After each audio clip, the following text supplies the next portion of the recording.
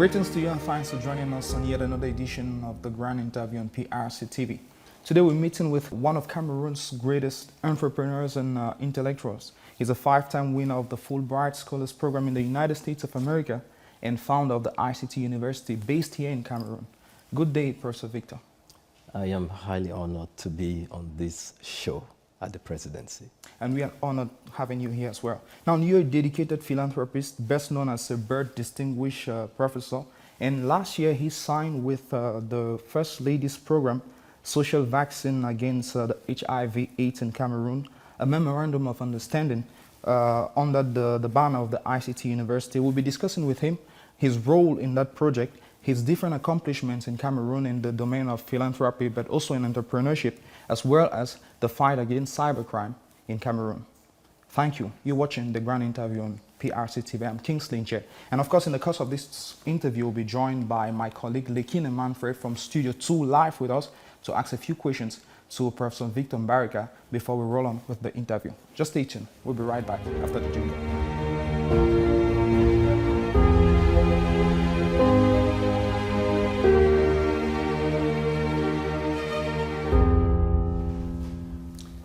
Thank you once again for being with us, dear viewers on PRC TV. Professor Victor Mbarika, good day once again. Thank you. Thank you. Once again, I'm honored to be here. Now, you're a 5-time winner of the US-based or US Department program of the Fulbright Scholars. Yes. And you've been honored to not only win it, but equally to have the opportunity to train other persons aspiring to the same studies. First question. What does it feel to have such an honor, winning that 5 times? Well, the Fulbright is probably the highest academic distinction you can have in the American system of higher education. So it was a real honor. First of all, it's an honor to have it 1 time, but to win that grant 5 times is, it's very special. And I've ended up having a very good relationship with Fulbright to the point I used to invite them and fund Fulbright myself to come to my university at the time, Southern University. So they've had a lot of respect for what I do, both in the United States and internationally. But the exciting thing about Fulbright, as some of you may or may not know, I was born in Cameroon, but I spent most of my life in America. Fulbright accepted to give me some grants at one point for certain African countries. I called them and begged them that, well, can you just change that to Cameroon? And that's how I was able to bring some Fulbright scholars from University of Boya, as well as University of Yaoundé 1. Okay, so we will have time to talk about that strong connection you have with your country. Zangtabi is my village, which I have not spent much time there, but I have a goal to do big things there. Okay. I guess you'll be doing great projects in the moment. Now, you've published more than 300 articles. Correct. Yeah. And you've won more than 30 awards, academic awards. Yes. And you are highly sought for in different universities in the United States as a keynote speaker. In fact, so many things to you. But there's something, one of your distinctions is the Bird Professor. I guess I'm pronouncing that well. B-Y-R-D. Who's a Bird Professor? It's one of my highest honors in my life because Professor Bird, at one point, Professor Bird is my mentor, is the guru. I learned academically just about everything I know in higher education. And so an endowed professorship was developed in his name. And the good thing is he's still alive because most times endowed professorships are developed based on people that have died and left money. So he has given a lot of money to the ICT University Cameroon campus in equipping it with some of the best technologies. For example, now at ICT University, we are one of the few universities, and not the only, with completely smart boards in every class. We don't use chalkboard, we don't use pen boards. That is thanks to Professor Terry Bird. So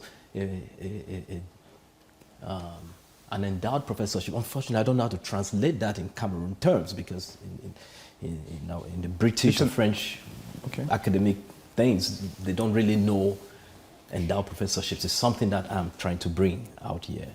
So I feel highly honored to be named after Professor Terry Bird's School of Thought.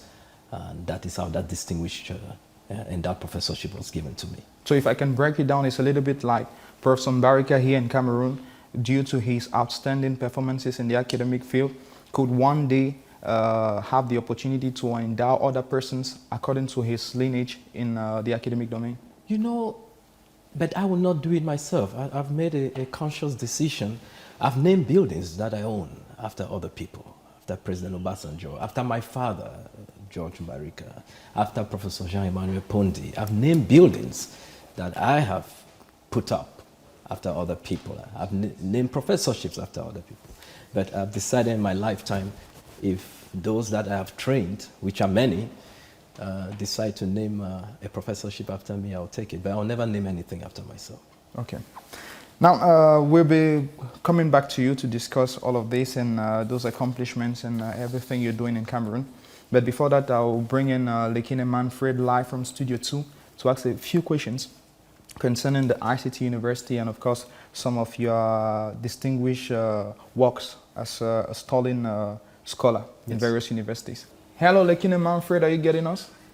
I'm getting you, Kingsley. Welcome to Studio 2. Greetings to our guest. Professor Mbarika, you are the founder and the president of the ICT University, which has been named several times as the best digital university in Central Africa. What is your assessment of this work done by the schools so far? I'm extremely proud of what ICT University has done. I wish I could take credit, but it's thanks, number one, to the amazing support since I launched this university that we've received from the Cameroon government. For example, when we launched our conferences, which resulted later to the university, we even had funding from the head of state to rent Hilton ballroom to have one of our meetings. And when we invited President Obasanjo to come to Cameroon, we had tremendous support from this, our great head of state. And so we've had tremendous government support first. Then the type of leadership that by the grace of God I've had to hire to work there have been distinguished scholars that have really brought quality. Like our first Vice Chancellor was Professor Chumbo, and currently our Vice Chancellor is Professor Jean-Emmanuel Pondi. Very distinguished scholars that have kept quality as number one, because we are a philanthropic organization. We are not here to make money. We are here to build the best minds. So why am I excited? We are always named the best digital university in Central Africa, because almost all our students graduate creating their own companies. They don't graduate to go and look for jobs. I'll be glad if the government can give them jobs or other companies, but their priority is creating their own companies, and they are making a lot of money. And that's why I'm proud of them, because you will hardly see an ICT university student that's jobless. You are a worldwide acclaimed Stalin distinguished scholar in various universities. How did you get there? Just to make it clear, those are what they call endowed professorships. So you become a professor, and then they see the work you do beyond being a professor, how you are impacting the world, and then you are endowed with what they call an endowed professorship, like a crown on top of your professorship. So like you rightly said, I had one at Southern University in Louisiana, which was called the Houston Alumni Endowed Professor, and I had one in North Carolina, which was called the Stallings Distinguished Scholar Professorship. So these are given to people that have become professors, and then they have done some works around the world that have some impact on humanity. And typically, a lot of this money is donated or given by a lot of well-wishing Americans that when they die, rather than leave their fortune to their families only, they may leave like 90% of their fortunes. Some goes to universities to endow some of us, and maybe 20% goes to their families for distribution. So it's something which the Americans have really used to encourage really quality higher education, and I've been very, very honored to do that. However, I'll tell you one thing, that I am thankful for the kind of basic education I had in Cameroon, in my home country, which prepared me to the point where I could excel in schools in America, because I will say this again and again, there is no exam in the world more challenging and more difficult than Cameroon's GCE advanced level. I tell you that. Even my PhD exams were not that hard. And so I had thorough government education. I didn't go to boarding school. So I owe it to this nation to have trained me well and given me the kind of background. And that's why whenever I win any of my international awards, I give credit to this great country. Talking about impact, as you earlier mentioned, let's bring this together with your research work. How does this affect the training at the university? Yeah, so my research work, what really gave me some recognition in America is that I challenged the ICT world in America, that you guys keep talking about ICTs, but everything you talk about is how to make Microsoft better, how to make IBM better, how to build Silicon Valley. Well, but what impact are you guys making beyond the middle and upper class? Very little. So I said, okay. I asked the US government, and by the way, I'm one of the consultants to the US government to decide what grants to give. I said, I need a grant to look at how we can study technology transfer in regions like Africa, where we don't have good internet connection, where we have serious electrical problems, etc. Give us money to be able to research on how to build on that. And indeed, they have given me millions and millions of dollars for research in this domain. Originally, the money was given to do the work in Rwanda, because Rwanda, somehow they sell themselves so well. But I told them that it's not only Rwanda that has challenges. I said, could you allow me transfer these funds and do it for Cameroon? And so the US government accepted, and that is how much of this work finally got translated to my home country. So my work is essentially about technology transfer. My point is, you don't just build a technology in America and come and throw in Cameroon and expect it to function. You must train local Africans to build it in a way that is realistic to their context. And that is why today, Harvard University came to ICT University Cameroon to use our online teaching systems for training some of their doctors around Africa. Because Harvard had online systems that were built with the assumption of high-speed internet. Well, ICT University reworked it in a way that you could run systems that do not require very high bandwidth. And that's why we have a signed partnership with Harvard University Medical School to train them, Harvard, how to teach online within environments that don't have as high bandwidth as in the United States. Thank you, Professor. That's it from Studio 2. Kingsley, I'll take my leave. Back to you in the studio. Thank you very much, Lekine Manfred, live from Studio 2. It was nice having you on the program. We'll follow suit from where Manfred left with you. We're talking about the ICT University that you founded here in Cameroon in 2010. Yes. And you've been making strides with that university, as you said, winning multiple awards in Central Africa as the best digital university. Now, how many students, can you have an estimate, have you graduated so far since 2010 to now? Whoa. Does this include, because we have students we train in India, does that include just those? Just from Cameroon, I think we've probably done about 8,000 or 9,000 students, but if you include India, you're talking about 100,000 students we've trained. Although in India, we're training more in digital literacy, which are short-term programs. When the current Prime Minister Modi was governor, we signed an agreement with him and trained a lot of Indians, hundreds of thousands of Indians in digital literacy. But for Cameroon, yeah, I think we have put out about 6,000 or 7,000, I think. Because right now we have an enrollment of close to 2,000. Although some study online, because we've really tried to introduce in the African context the fact that online learning can work. Right? So we have a lot on campus, but we also have some that are studying online. Now, you told Manfred a while ago that you don't train your students to go out job hunting. You would like them to get into entrepreneurship a little bit like you.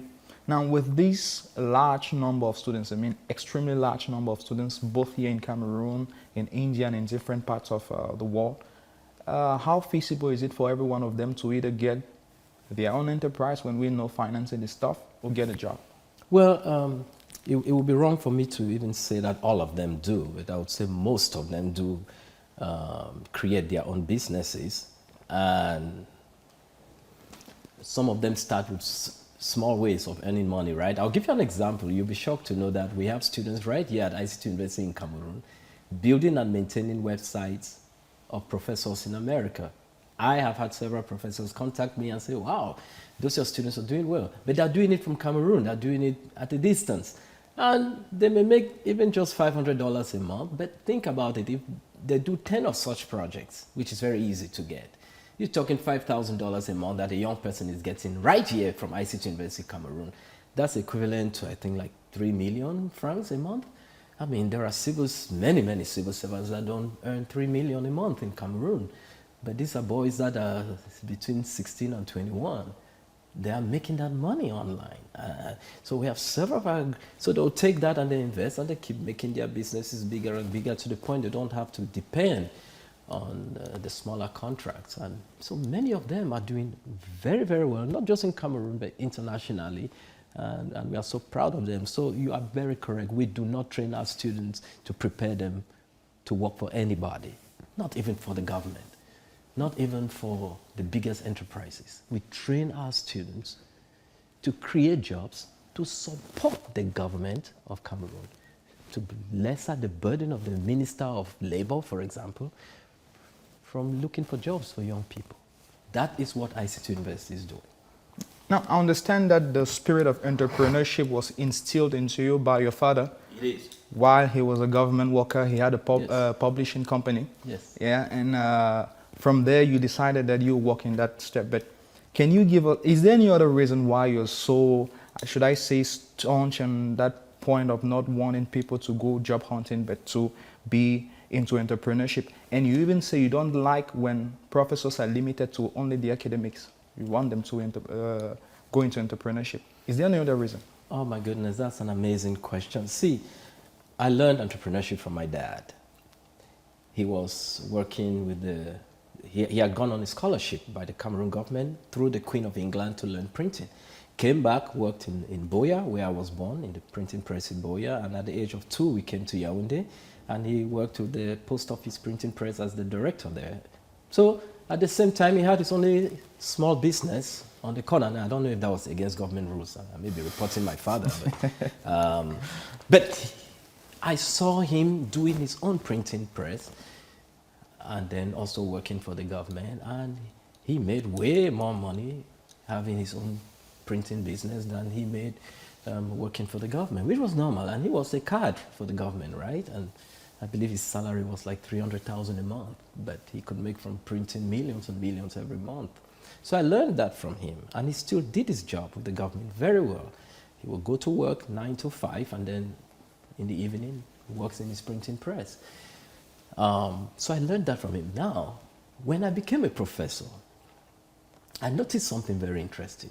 And I know I'll be the first to say this on national TV. We'll be glad to hear it. Most professors are poor people. Most, not some. I mean, we have big titles. We go around, we are worship, professor this, professor that. But most professors cannot even build a decent house that would wow anybody. And it's not their fault. It's because most professors have been trained to depend on their employers. They never think, even with a PhD, that, man, I can use this knowledge to do something for myself. I think while in the US, and I'm not criticizing them, I saw a bunch of PhD graduates, they were marching somewhere, striking, that they want the government to give them jobs. I cannot blame them totally because their training was that you finish and you'll be given a job. I believe a lot of the schools here, Enam, Irik, and so on, you finish, you're guaranteed a job. Maybe if that is stopped, people will learn to create and so on, right? So in the work of academia, we have been taught that you be a professor, just enjoy your title, but you stay poor, stay poor, okay? Because think about it. There are many PhDs I've trained. I've supervised over 30 PhDs, but I've trained over 1,000 PhDs. I have some PhD holders in America that finished, but if they went to teach, they will earn maximum $80,000 a year. One of them that I brought from Cameroon, trained, he decided to start clearing people's yards. He makes over $300,000 per year. He can pay a full professor, in fact, 2 full professors, and still live comfortably. So I really challenge people in whatever profession they are to think entrepreneurial. The thing is, if an employer knows you are thinking entrepreneurial in our culture, they would think you are trying to challenge them and you may get in trouble. But there are nice ways to do it. I say think entrepreneurial, even if it risks your job.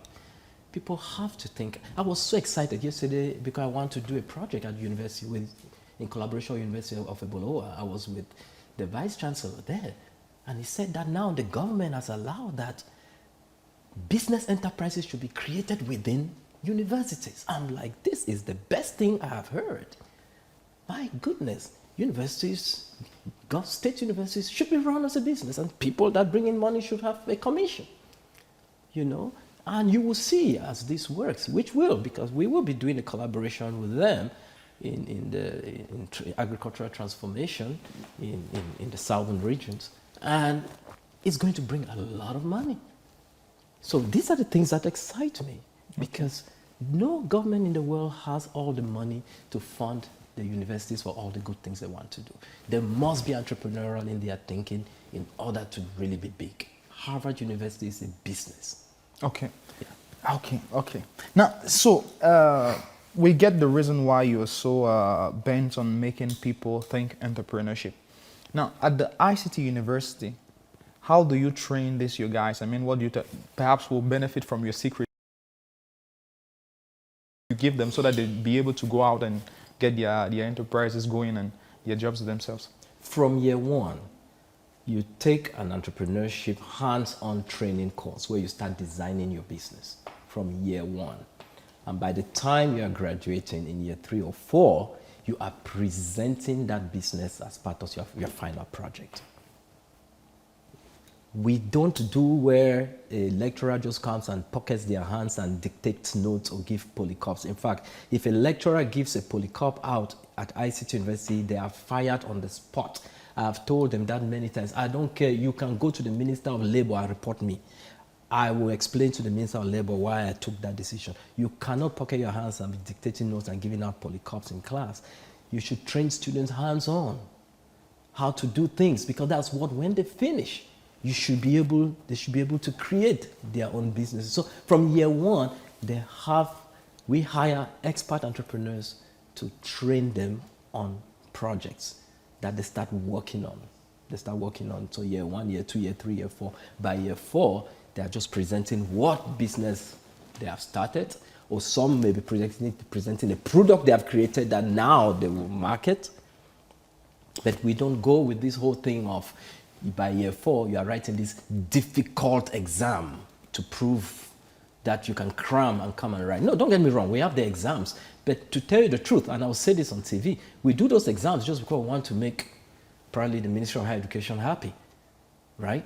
Because we have to do exams. But for us, if you say you're a cybersecurity expert, come up with a cybersecurity system at the end of your study that the presidency of the Republic can use to prevent hackers from coming into the systems in this building. That is what matters to us, not how smart you go around talking. So each course at ICT University is 3 credit hours, which literally means 3 hours of in-class time. Those 3 hours, 1 hour is for talking, 2 hours is for practicals. So we do not play with that. And of course, this is what I copied from the US system of education that I'm just bringing here. Although it's challenging, given that in Cameroon we already have a certain way of doing things.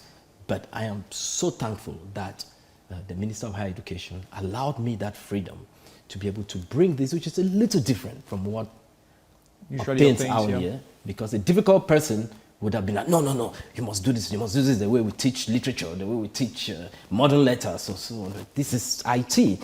You can't give exams by people just writing. You got to go out and feel.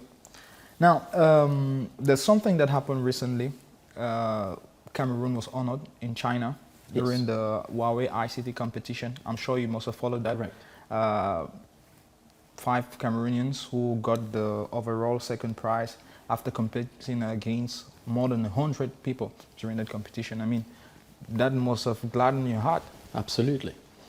I was very, very excited about it. See, I'm not saying this just because I'm Cameroonian. I think we have the smartest individuals from this country in terms of when compared to other African countries and even worldwide. If you ask most top government officials that have studied abroad, they will tell you that they were top in their classes, even abroad. They will tell you they were never intimidated by their white classmates. So you can see from that competition in China where Cameroonians went there and even beat some Chinese competitors that are supposed to be the experts. You know, so when you do it right, people will bring you to use your expertise. I'm telling you that ICT University trains Indians in digital literacy, which you would have thought that it's Indians that should come and train us. But we send trainers there to train them on computing. But India is one of the top computing countries, right? So I was very excited about that. Our students similarly go to Switzerland and other places for competitions and beat the people there. So we have some of the smartest people in the world. It's just that we are our own toughest critics. And we never see anything good about ourselves or our country, which is just unfortunate. But we have some of the smartest people. Talking about good things of our country and our citizens, there's something that's been happening in the city of Boya in the southwest region for a couple of years now, close to 7 years. Their own Silicon Valley, you know, youth getting into Silicon Mountain. Familiar, yes. Yeah, youth getting into the tech space and you know, doing outstanding things. What's your appraisal of the work they are doing so far? Those young people are amazing. Obviously, as you would think, many of them have come to me for mentoring, and I do mentor quite a number of them. You know, they have created some amazing technologies. Even like these car tracking devices have been created there and go out. They have invented a lot of things. But where I bleed is that it's not been sustainable because these young people don't have the financing to take this technology in a way that can then be propagated worldwide and it becomes an iPhone type phenomenon, right? So they just create, the media goes there, they make noise about it. Oh man, this 16-year-old in Silicon Mountain has done this device, and then we all get excited. They put on social media, everybody goes there, they're excited about it. Now I'm speaking here as an expert. This is my domain, where I train. You're a consultant as well, okay, in that domain. So I know these things. This is what I've done my whole career. That is why what brings again, my dear brother, the aspect of bringing entrepreneurship in technology. So they have the brains, they create the things. But most of those young people practically, don't have money. What would you propose should be done to help them out of that situation, apart from just creating and drawing attention to themselves? Yes. What will you propose? I have a proposal. You see, when the president made a speech to the youth on 11 February, I did a response to that speech, which went viral. The president said honestly that even with our best of intentions, the Cameroon government cannot promise you jobs. That was one of the best speeches I've ever heard, and very realistic. I don't know whether if I was president I can be that honest to the people, but to me that was a bold statement, right? Because you would always want, as a president, to show that you can solve every problem, right? But indirectly he was trying to say, you guys get into things that can be entrepreneurial and make you money. So most people would be like when you read on social media, when you read what television stations say, they're like, oh, look at that young man, he has created this great thing. Why is the government not funding it? No government in any country has the resources to fund every innovation. Not even the American government. The American government did not fund Tesla. I own a Tesla Cybertruck, which is about $100 and something thousand, created by Elon Musk. The government did not fund it. The government does not give you money, go and build things. Who are these to do this? They are businessmen like myself. Like all these hotel owners, all these company owners, all these beer and alcohol company owners around the country. need to get into funding young people for entrepreneurial activities, which is what we are doing, starting with ICT University, where I have dedicated for the next 5 years about 5 billion francs CFA, which is money from my own investment from out of the country, to involve young people with good ideas to partner with us and create businesses. There is no way it can happen without businessmen putting in money. And I speak this even to my friends in the diaspora. You cannot also come to Cameroon and say, okay, let the government give me money to do these good things. You have to work your money outside the country, bring it to our beloved country, and invest it in these young people. Now, but let me tell you the honest thing. Now, I'll say this. This is not philanthropy part of me. This is the business part of me. All I will ask these young people is, okay, this is your product. It will cost about 200 million francs to make it international. You don't have any money. I have the money to put in it. Are you ready to agree that we share 50-50 ownership, 40-60 ownership, or whatever it is? Yeah. So we run this company together. That's what I am doing beginning this October. Okay. Coming up.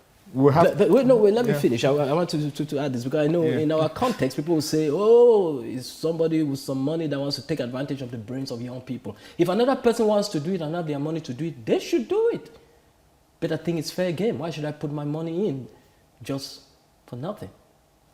We'll have time to talk about those other aspects of you as an entrepreneur and a businessman, a staunch one for that matter. We'll just take a short break and we'll come back to talk about your memorandum of understanding recently signed with the First Lady's social vaccine program against HIV/AIDS. That was in the month of October in 2024. Just stay tuned.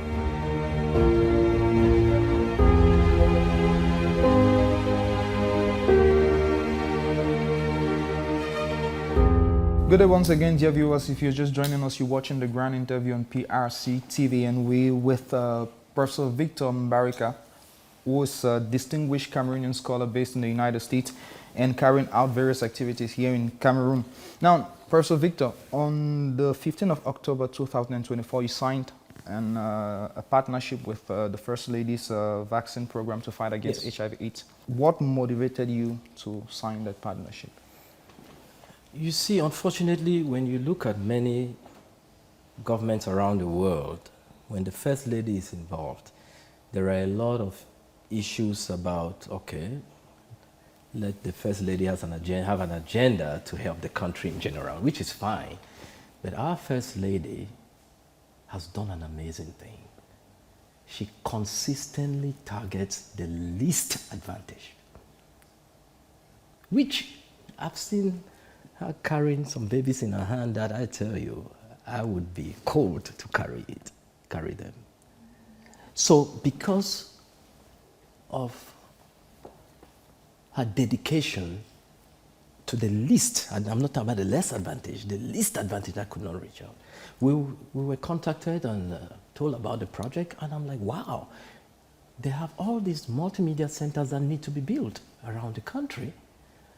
How can I be one of the leading scholars in the world in terms of ICTs and I don't do a contribution to ensure that these centers are equipped with the best technologies? So my role, I'm not a doctor to give the vaccines, but at least the centers, the multimedia centers she's establishing in all parts of the country, we want to provide a lot of computing equipment to equip those multimedia centers, which, by the way, is something I have done as philanthropy in many countries around the world. Yeah, you're anticipating. I've not done much of that here. In fact, I have 4 chieftaincy titles in different African countries, and it was largely because of the donations I give in creating multimedia centers as a donation to those countries. We spend well over $2 million just establishing that from my business income. And I'm so proud of that. It's one of my most proud things. If you go on my Facebook, I think the last 2 pictures I put there was implementing such a center in Okitipupa in Nigeria.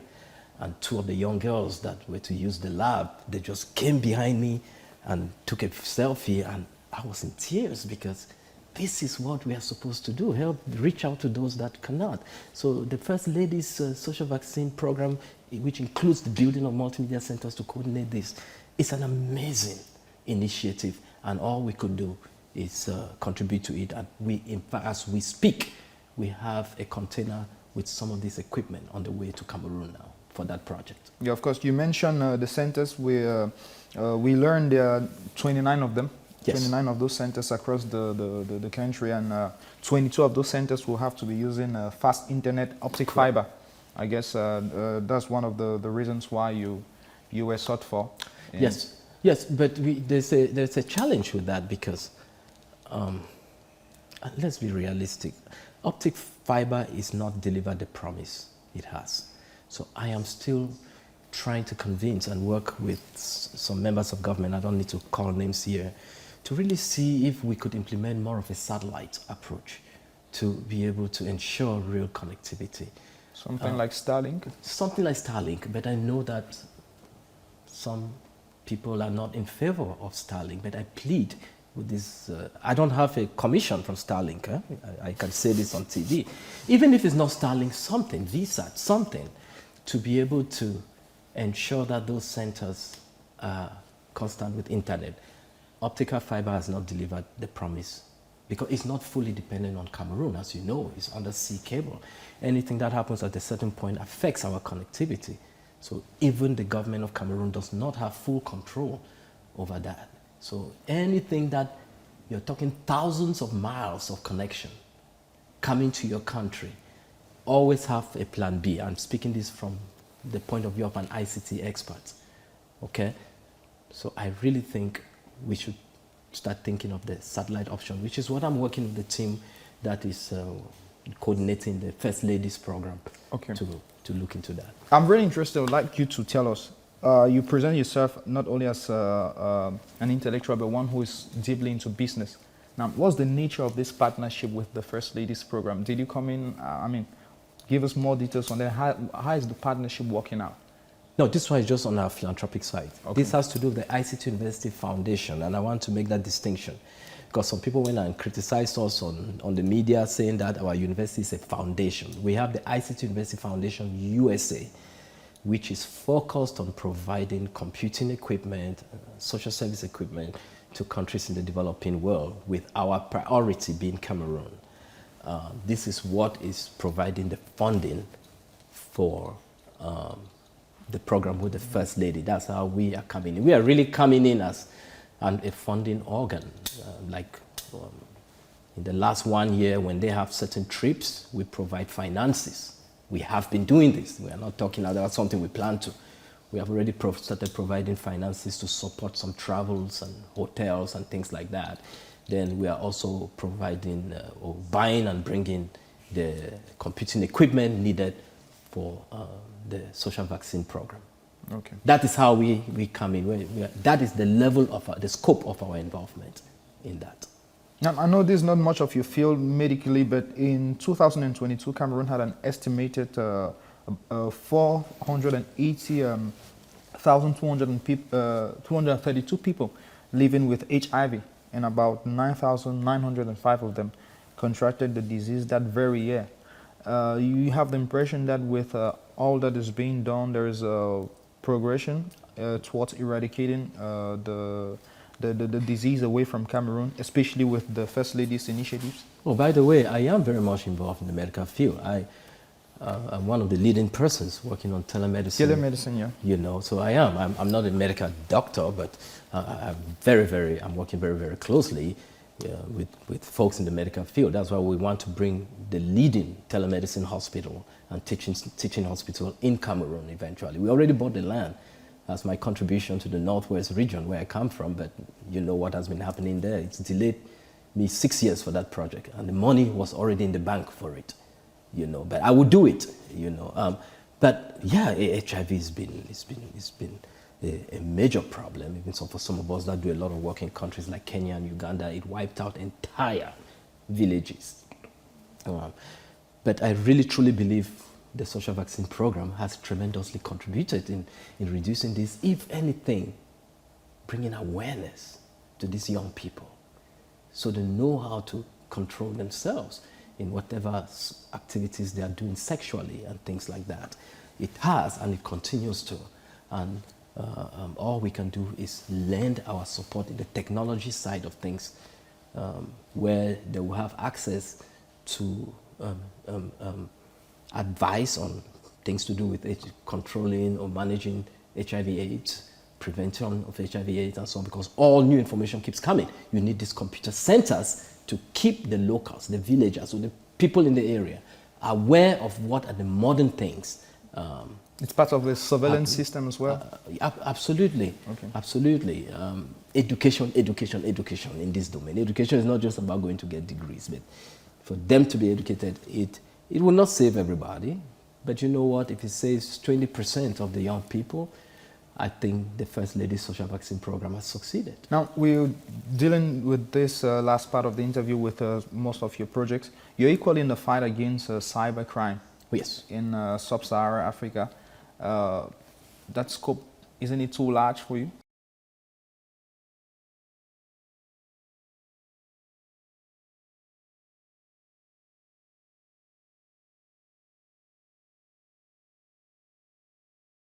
In different, I think it's only 5 African countries I've not been involved with.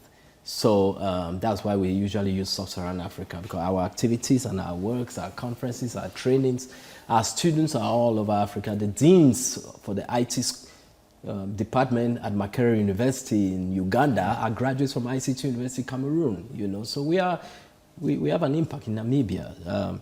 So yes, cybersecurity is a huge one. Let me shock you. You look at, just go on some of the websites of Cameroon's government ministries. Yeah. Well, they could be quite vulnerable to attacks, right? So you can put soldiers all around the government buildings, but then someone comes in, takes private information about the country, and they are anywhere in the world. It could be a worse attack that the police and the gendarmes cannot stop. So it's extremely important. We want to ensure that systems are secured. And the other part you people don't understand about cybersecurity is you attack me, I attack you. So I attack you as a way to prevent you attacking me. Okay, so it's a fight. Here in Cameroon, how are you implementing that project? How are you making it work? Cybersecurity, securing Cameroon, how do you go about it? So we have placed a proposal at some office here in Cameroon to help secure all government ministry websites. And it's a volunteer program. We are not asking for money. We just need the right people to work with. But you know, what we have started doing is training. So we have trained over 600 young Cameroonians in cybersecurity, ready to secure any system. But most of them are now using that skill to secure systems of people in different countries. I want them to use that skills in Cameroon, starting with securing government systems. Okay, especially in a crucial election year like that of 2025, we know with social media there's a lot of excess. There's a lot of excesses on the internet. People with hate speech and privacy issues. Perhaps there's something you do when it concerns election years. I am sure it was in the media, so I can talk about this. You are aware an ICT University graduate broke into the ELECAM system and changed results. One of our students, one of our graduates, we reprimanded him. He was even locked up for a few days, but he learned his lesson. We don't train you to go and break people's systems. But guess what? This country needs people that know how to break systems to protect their systems. There is no system in the world an ICT University cybersecurity graduate cannot protect. It's all about the training. And we are so happy that the government, the Ministry of Higher Education, etc., they've given us that freedom to bring in degree programs in cybersecurity, which are very rare in Africa, but we have them from bachelor's to PhD. to train the best cybersecurity experts that would train others. Okay. But I really still insist we need to protect our government systems. A renowned Cameroonian Anglo-Saxon newspaper, that's the Guardian Post, wrote an article about you. You were Personality of the Week in that edition, describing you as an all-round star who is responding progressively to President Paul Biya's call to have the diaspora move to Cameroon or move back to Cameroon. Yes. You fully subscribe to that? Yes. How are you encouraging Cameroonians in the diaspora of your caliber, perhaps, to come back to Cameroon and invest? You know, first of all, most diasporans love their country and actually love their president. I think the confusion this country is having is they would see a few diasporans in small pockets going and speaking poorly, and I even saw one trying to climb the hotel of the president in Switzerland. It's a handful that hate this country. And there's nothing you can do about people that hate their country. You can see Nigerians criticize their president, criticize their country, but they will still be proud to be Nigerians. I'm sick and tired of those that only feel they can criticize the country. But my dear brother, we have a lot of diasporans that are so ready to invest in this country such that they can help the president for us to accomplish his goals for the country. The beautiful thing the president is doing is that he does not believe just his government can do it. He's calling on well-willing diasporans to come and contribute to the development of the country. And that's why I threw the challenge in response to the president's speech on the 11th of February that I am challenging with me doing it. I'm not doing it here in order to show that I may have money or anything. There are multi-millionaire Cameroonians, diasporans all over the world that have millions of dollars in their bank accounts or in their investments. I'm challenging them that they can use and make a lot of money here, even in Cameroon. I'm challenging them for the next 10 years to invest just 500 million francs a year, 5 billion for 10 years, which is like 500 million francs per year. That's like $800,000, which is very affordable. There are top Cameroonians doing good business all over the world. I'm telling you this. They have the money. That will be an investment of 1 trillion francs for the next 10 years in Cameroon for its development. It will transform Cameroon even without this government increasing its budget. That's my challenge. And I keep telling them that the country is not bad the way a few wicked Cameroonians want to make it sound online. I am not saying this as a story. I'm not saying this because I'm at the presidency. I'm telling you that I've had a lot of support when I started coming. I didn't know people in the government. But I've been received by many, many people in the government, including right here in this building by people like His Excellency Samuel Vonda-Ayolo. I've been received so many times by the Prime Minister. I've been received so many times by the Minister of Higher Education. Even when I just come whining and complaining that they should help me do something, you can see them pick up the phone, make phone calls. I don't have godfathers in this country, but they have worked with me, you know, and I am challenging the diasporans, come and experience and see that you can do things here. But don't be afraid, bring your money. You can do things out here and it's still secure. Are there challenges? Absolutely. Come on, I do a lot of business in America. We also have a lot of challenges. You know, I built a ranch in America on 14 hectares. I've had people come, I give them contracts to do work for me. I give them a deposit in America, they run away with the money. Well, if it was Cameroon, people say, oh, Cameroonians. Cameroonians? No, I'm talking Americans, white Americans even. Okay. So every country has its challenges. I have staff in America that are dishonest. I have staff in Cameroon that are dishonest. But again, I count on those that are honest and I do good work with them. So far, would you say you've succeeded, I don't know, perhaps without giving us names, but you've succeeded to bring other giants, Cameroonians living in the United States in different parts of the diaspora across the world, back to Cameroon, at least to invest? Have you had success in that field already? Oh, absolutely. In the last 3 years, I've been working with a number of them that have started coming, especially in the area of agriculture, which is the new domain we are going into. They're partnering with me because we want to create I don't know if you're familiar with e-agriculture, Yeah, yeah. digital agriculture, Exactly. to excite Greenhouses and all of that. Yes, to excite young people to come and do agriculture. The true technology, they're thinking they're coming for technology. We use robotics, we use artificial intelligence in agriculture. It excites them. And that project, as designed right now, will employ and give businesses to 4,000 young Cameroonians. However, in our support to stop the war in the North and Southwest regions, we have decided to bring 2,000 of those young people from the North and Southwest regions so they can be a part of this project, and the other 2,000 will be for the rest of the country. So we have now a partner that's from the diaspora, multimillionaire, whose work will be to now take the products from here and distribute it all over the world. So young people, among the 4,000 young people, as they develop things, they don't only have the Cameroon markets, because we are doing it to the finished product. We are not selling yams, we are not selling cassava, we are processing it, and work with the other diasporas that can now take it and distribute all over the world. So yes, we have started indeed. Okay, that's great. Now, we wouldn't have time to talk about all your projects. You have so many of them: the African Journal of Information System, African Society of ICT, AXA, ACSM, All Nations for Nations Youth for Jesus, and the ICT consultation firm that is different from Yes. the ICT University. ICT University Consulting, yes. Yeah, ICT University Consulting. You have much solicitations in Cameroon regarding consultancy?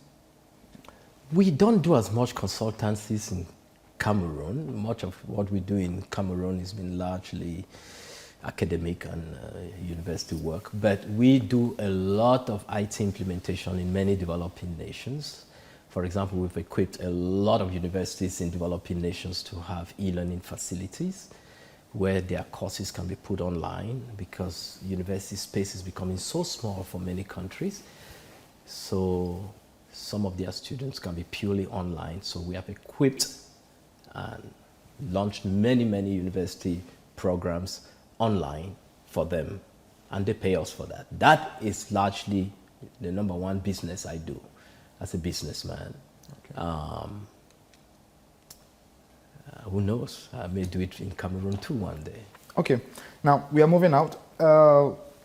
This question, we had 2 other Cameroonians who won a contest in Schengen as well. Yes. And if they were watching you right now, what would you tell them? I would say touch base with Cameroon businessmen and women, partner with them, be ready to give up some of your innovations and make money. Yeah, there is no way around it. People will not just throw money for the sake of it if it's business, right? So I would strongly advise them not just to remain in the glory of the excitement, because once you're on the media and then they're all over the internet, they start feeling important, and in 2 years we completely forget them. They should do something about it. You are probably younger than me, but I remember a young man at Polytech that created a heart device, yeah, and it was national news, but nobody hears about it today, right? So I may be wrong. Maybe it's in hospitals all over the world now, but I would have known, because I'm in this business. So I would say they should translate this to making money. I know I sound like money-minded, but that is what business is about. There's no spiritual way you can spiritualize money. They must find a way to get investors, but be ready to give up some of it, which unfortunately in our culture, if an investor starts putting money and they themselves start making money, they'll be like, why did you involve that person? Send them away and let's keep this for our family. But there are laws. Cameroon is a country of laws. There are good contracts, strong contracts that can be signed and agreements, so they can make money. They should not just be happy with winning awards. Some of us won so many awards, and we know it means, we are glad, but you must translate it to something. Okay. Thank you very much, Victor Mbarika. Thank you for being our guest and for sitting here with us to share your experience and your projects on the Cameroonian field. Of course, couldn't touch everything because you're so involved in different projects, and both here in Cameroon and different African countries and the United States as well. one last question and we go out. This is just for fun, perhaps. How old is Professor Mbarika? You look very young. I'll keep that a secret. But I became a professor at 32. That's all I will leave. Thank you very much. We wish you a safe trip back to the United States as you move on, and all the best in all your projects. I don't say this lightly, to be interviewed in the greatest house in Cameroon. I don't take it for granted. I'm humble. Thank you. Thank you as well.